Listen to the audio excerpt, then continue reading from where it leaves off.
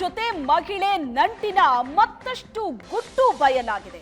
ಸ್ವಲ್ಪ ದಿನದ ಹಿಂದೆ ಬೆಂಗಳೂರಿನ ಹೆಬ್ಬಾಳದಲ್ಲಿ ವಾಸವಾಗಿದ್ದ ಪರ್ವೀನ್ ಅನ್ನೋ ಮಹಿಳೆಯನ್ನ ಉಗ್ರರ ಜೊತೆ ನಂಟಿರೋ ಕಾರಣಕ್ಕಾಗಿ ಆಕೆಯನ್ನ ಬಂಧಿಸಿದ್ರು. ಉಗ್ರ ಸಂಘಟನೆಗಳ ಸಂಪರ್ಕದಲ್ಲಿದ್ದಂತಹ ಮಹಿಳೆ ಈಕೆ ಪರ್ವೀನ್. ಶಮಾ ಪರ್ವೀನ್ ಅನ್ಸಾರಿಗೆ ಗುಜರಾತ್ ಎಟಿಎಸ್ ಗ್ರಿಲ್ ಮಾಡ್ತಿದೆ. ಪರ್ವೀನ್ ವಿಚಾರಣೆ ವೇಳೆ ಸ್ಫೋಟಕ ಸತ್ಯ ಬಯಲಾಗಿದೆ. ಆನ್ಲೈನ್ನಲ್ಲಿ ಉಲ್ಫಾ ನಕ್ಸಲೈಟ್ಗಳ ಜೊತೆ ಸಂಪರ್ಕ ಹೊಂದಿದ್ಲು ಈಕೆ. ಉಗ್ರರ ಸಲಹೆ ಸೂಚನೆಯನ್ನ ಈ ಪರ್ವೀನ್ ಪಾಲಿಸ್ತಾ ಇತ್ತು.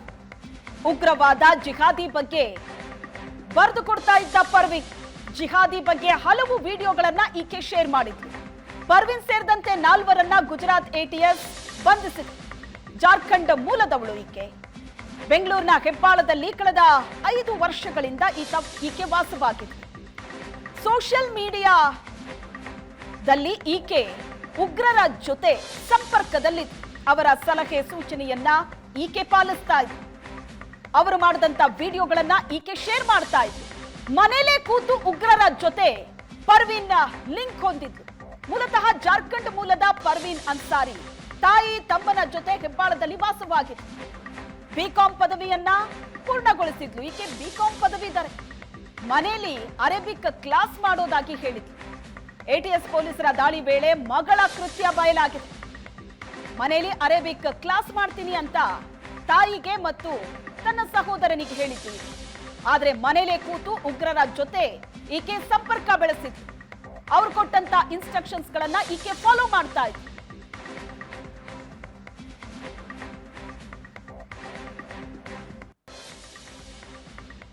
ಈಕೆಯನ್ನ ಅರೆಸ್ಟ್ ಮಾಡಿ ಈಗ ವಿಚಾರಣೆ ನಡೆಸಿದಾಗ ಹಲವು ವಿಷಯಗಳು ಬಯಲಾಗ್ತಾ ಇದೆ. ಹಲವು ಸತ್ಯಗಳು ಹೊರಗಡೆ ಬರ್ತಾ ಇದೆ. ಈಕೆ ಬಾಯ್ಬಿಟ್ಟಂತಹ ಸತ್ಯಗಳೇನು? ಒಂದೊಂದು ಸತ್ಯ ಕೂಡ ಶಾಕಿಂಗ್ ಆಗಿದೆ. ಈ ಬಗ್ಗೆ ಹೆಚ್ಚಿನ ಡೀಟೇಲ್ಸ್ ಅನ್ನ ಕೊಡ್ತಾರೆ ನಮ್ಮ ಪ್ರತಿನಿಧಿ ಕಿರಣ್ ಇದ್ದಾರೆ ಸಂಪರ್ಕದಲ್ಲಿ. ಕಿರಣ್, ಕಳೆದ ಕೆಲವು ದಿನಗಳ ಹಿಂದಷ್ಟೇ ಬೆಂಗಳೂರಿನಲ್ಲಿ ಅರೆಸ್ಟ್ ಆಗಿದ್ದಂತಹ ಈ ಪರ್ವೀನ್ ಮನೇಲೆ ಕೂತ್ಕೊಂಡು ಉಗ್ರರ ಜೊತೆ ಸಂಪರ್ಕ ಬೆಳೆಸ್ಕೊಂಡಿದ್ಲು. ಸೋಷಿಯಲ್ ಮೀಡಿಯಾ ಥ್ರೂ ಅವರ ಇನ್ಸ್ಟ್ರಕ್ಷನ್ಸ್ ಅನ್ನ ಈಕೆ ಫಾಲೋ ಮಾಡ್ತಾ ಇದ್ಲು. ವಿಚಾರಣೆ ವೇಳೆ ಏನೆಲ್ಲ ವಿಷಯಗಳು ಹೊರಗಡೆ ಬಂದಿದೆ? ಖಂಡಿತ ಶ್ವೇತಾ, ಬೆಂಗಳೂರಿನ ಹೆಬ್ಬಾಳ ಪೊಲೀಸ್ ಠಾಣೆ ವ್ಯಾಪ್ತಿ ಬರ್ತಕ್ಕಂಥ ಮನೋರಮನ್ ಪಾಳ್ಯ 10ನೇ ಕ್ರಾಸ್ನಲ್ಲಿ ಶಮಾ ಪರ್ವೀನ್ ಅನ್ಸಾರಿಯನ್ನ ಗುಜರಾತ್ನ ಎಟಿಎಸ್ ಪೊಲೀಸರು ಬಂದು ಬೆಂಗಳೂರಿನಲ್ಲಿ ಬಂಧನ ಮಾಡ್ತಾರೆ. ಮುಖ್ಯವಾಗಿ 31ನೇ ತಾರೀಕು ಗುರುವಾರ 9:30 ಸುಮಾರಿಗೆ ಮನೆ ಮೇಲೆ ರೈಡ್ ಮಾಡಿದ ಸಂದರ್ಭದಲ್ಲಿ ಆಕೆ ರೂಮ್ನಲ್ಲಿ ಕೂತು ಸೋಷಿಯಲ್ ಮೀಡಿಯಾ ಮೂಲಕ ಸಾಕಷ್ಟು ಜಿಹಾದಿ ಕೃತ್ಯಗಳಿಗೆ ಸಂಬಂಧಿಸಿದಂತೆ ಆಕೆ ಶೇರ್ ಮಾಡ್ತಾ ಇದ್ಲು. ಪ್ರಚೋದನಾಕಾರಿ ವಿಡಿಯೋಗಳನ್ನ ಸೇರಿದಂತೆ ಎಲ್ಲವನ್ನ ಶೇರ್ ಮಾಡ್ತಾ ಇದ್ಲು ಅನ್ನೋ ಆರೋಪ ಇರ್ತಕ್ಕಂಥದ್ದು. ಮುಖ್ಯವಾಗಿ ಗುಜರಾತ್ನ ಎಟಿಎಸ್ ಪೊಲೀಸರು ಸೋಷಿಯಲ್ ಮೀಡಿಯಾ ವಿಂಗ್ ಏನಿರುತ್ತೆ ಅವರೆಲ್ಲರೂ ಸಹ ಸೋಷಿಯಲ್ ಮೀಡಿಯಾನ ಮಾನಿಟರಿಂಗ್ ಮಾಡೋ ಸಂದರ್ಭದಲ್ಲಿ 4 ಆರೋಪಿಗಳೇನಿದ್ದಾರೆ ಆಕ್ಷೇಪಾರ್ಹ ಬರಹಗಳಾಗಿರ್ಬೋದು, ಅಲ್ ಖೈದಾಗೆ ಸಂಬಂಧಿಸಿದ್ದು, ಜಮಾತ್ ಇಸ್ಲಾಮಿಕ್ ಸಂಘಟನೆ ಸೇರಿದ್ದು, ಉಲ್ಫಾ ನಕ್ಸಲ್ ಸಂಘಟನೆಗೆ ಸೇರಿದಂತಹ ಏನ್ ಪ್ರಚೋದನಾಕಾರಿ ಭಾಷಣಗಳಾಗಿರ್ಬೋದು, ವಿಡಿಯೋಗಳಾಗಿರ್ಬೋದು, ಪೋಸ್ಟ್ಗಳನ್ನ ಮಾಡ್ತಾ ಇದ್ರು. ಇದ್ರ ಬಗ್ಗೆ ಸಹ ಸಾಕಷ್ಟು ವಿಚಾರಣೆ ಮತ್ತೆ ತನಿಖೆ ನಡೆಸಿದಾಗ ಬೆಂಗಳೂರಿನಲ್ಲಿ ಕೂತು ಮಹಿಳೆ ಕಂಟೆಂಟ್ ಬರ್ಕೊಡ್ತಾ ಇರ್ತಕ್ಕಂಥದ್ದು ಗೊತ್ತಾಗುತ್ತೆ.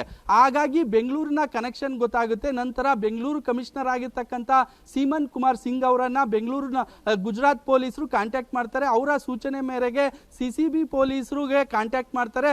ಜಂಟಿ ಆಪರೇಷನ್ ಮೊದಲು ಏನು ಸಿಸಿಬಿ ಪೊಲೀಸರಾಗಿರ್ತಕ್ಕಂಥದ್ದು ಅವ್ರಿಗೆ ಮಾಹಿತಿ ಕೊಡ್ತಾರೆ. ನಂತರ ಗುಜರಾತ್ ಪೊಲೀಸರು ಬಂದ ತಕ್ಷಣ ಮೊದಲು ರಿಕ್ಕಿ ಮಾಡ್ತಾರೆ, ಎಲ್ಲಿದೆ ಮನೆ ಏನು ಅಂತ ವಿಚಾರಣೆ ಮಾಡಿ ನಂತರ ಗುಜರಾತ್ ಪೊಲೀಸರು ಬೆಂಗಳೂರು ಪೊಲೀಸರು ಮನೆಯನ್ನ ರೈಡ್ ಮಾಡಿದ ಸಂದರ್ಭದಲ್ಲಿ ಆಕೆ ಸೋಷಿಯಲ್ ಮೀಡಿಯಾ ಕಂಟೆಂಟ್ ಬರ್ಕೊಡ್ತಾ ಇದ್ದು ಗೊತ್ತಾಗುತ್ತೆ. ಮತ್ತೆ ಆಕೆಯನ್ನ ವಿಚಾರಣೆ ಮಾಡಿದ ಸಂದರ್ಭದಲ್ಲಿ ಅವರ ಕುಟುಂಬಸ್ಥರನ್ನ ವಿಚಾರಣೆ ಮಾಡಿದ ಸಂದರ್ಭದಲ್ಲಿ ನಾನು ಅರೇಬಿಕ್ ಸ್ಕೂಲ್ಗೆ ಪಾಠ ಮಾಡ್ತಿದ್ದೆ ಅಂತ ಹೇಳಿದ್ದಾರೆ. ಆದ್ರೆ ಅಲ್ ಖೈದಾ ಸಂಘಟನೆ ಸೇರಿದಂತೆ ಹಲವು ಸಂಘಟನೆಗಳಿಗೆ ಈಕೆ ಕಂಟೆಂಟ್ ಅನ್ನ ಬರ್ಕೊಡ್ತಾ ಇದ್ಲು.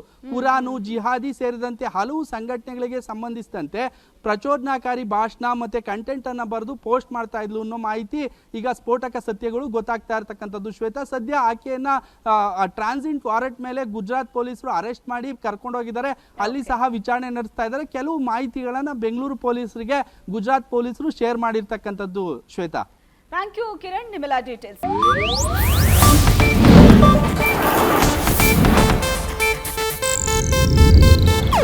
ಇದು ಏಷ್ಯಾನೆಟ್ ನ್ಯೂಸ್ ನೆಟ್ವರ್ಕ್ ಪ್ರಸ್ತುತಿ.